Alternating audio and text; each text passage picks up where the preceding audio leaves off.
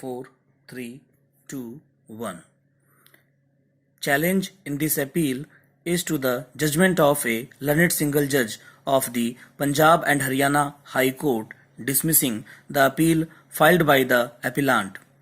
Learned District Judge Gurgaon had allowed the application filed by the respondent wife under Section 6 of the Hindu Minority and Guardianship Act 1956, in short, the Act, along with Section 25 of the Guardians and Wards Act 1890, in short, Guardian Act.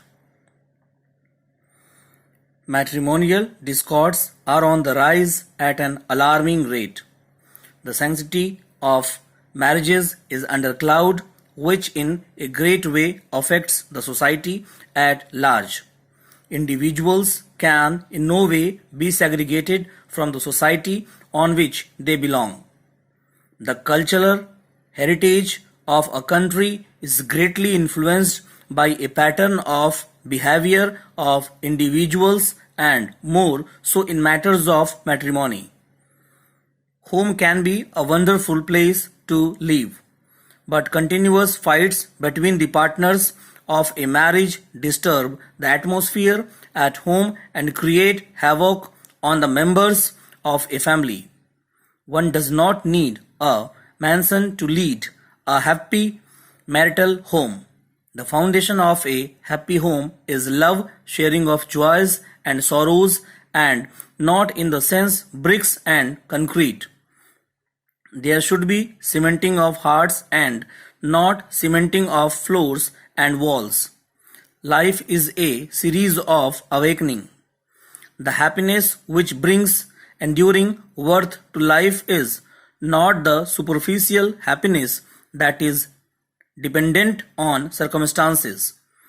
Ultimately, in the fight between the partners, the victims more often than not are the children. It is unfortunate that in their flight more often on account of egoism and the children suffer, more particularly when the child is a girl.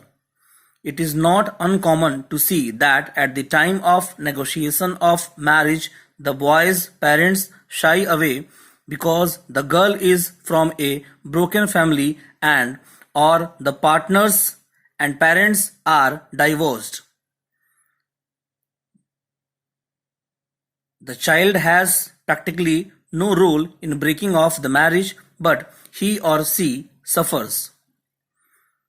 The marital discord sometimes reaches a stage where the parties are unmindful of what psychological, mental, and physical impact it has on children. It is worse when there is a single child, be it a boy or a girl. The case at hand is a classical example where the child has become the focus of controversy. Bitter legal fights have been fought and the corridors of several courts, including the Supreme Court, have been travelled by the parties. Efforts have been made unsuccessfully to bring about conciliation between the parties. The best way to make children good, said a learned author, is to make them happy. A brief reference to the factual aspect, leaving out the maze of unnecessary facts, would suffice. The parties got married on 14/10/1996 and the child from their wedlock was born on 15/11/1997. According to the appellant, respondent abandoned the child on 8/8/1999, but she filed a habeas corpus petition before the Delhi High Court on 25/8/1999. The High Court dismissed the petition on the ground of territorial jurisdiction. Respondent filed a special leave petition against the High Court's order dated 14/1/2000 and also filed a writ petition under Article 32 of the Constitution of India 1950. In short, the Constitution This court permitted interim custody of the 20 months old child with the appellant. The respondent filed a maintenance petition before the Delhi High Court and also a petition for guardianship before a learned additional district judge, Jhajjar. The same was later withdrawn and the petition was filed in the District Court, Gurgaon.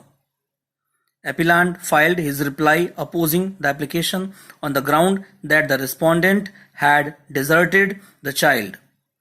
By order dated 2/5/2002, learned civil judge dismissed the application for interim custody, holding that any disturbance by changing the custody of the child would traumatize him and shall not be conducive to the welfare of the child, and it would affect the mental balance of the child who had developed love and affection for his father and his family members.